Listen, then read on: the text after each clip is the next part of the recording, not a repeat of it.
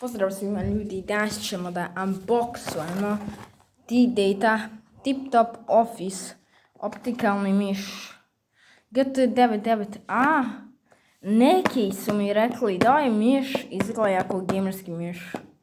A sad ja to nemam da li je to stvarno ili da li je to neka laž. Plug and to play, no driver required. Već sam ga otvarao.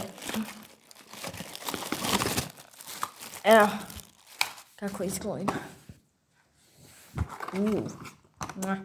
Lijep je ovaj. Lijepa je kutija. Kesa. Kao što vidite ovdje imamo Titan Skibidi Toilet. I onaj usivač s videa.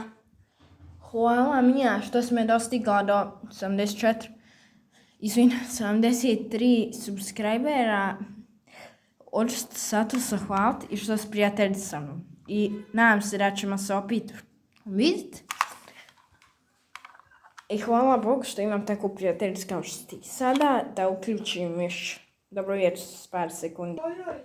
Dobro, sad samo da prikopčam miš. Čekaj. Pogrešni input. Dobro.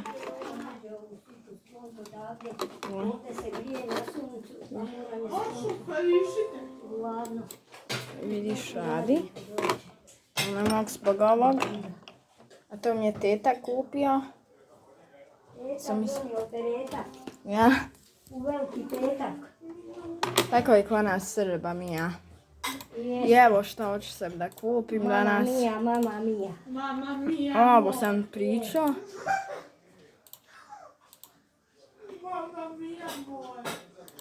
Ova bebca. Lijepo izgleda, to je iz Japana. Ajme još jedna koju čisto kupit. Pa to ću s tetkom i vidimo se. Ćao Mija, pozdrav.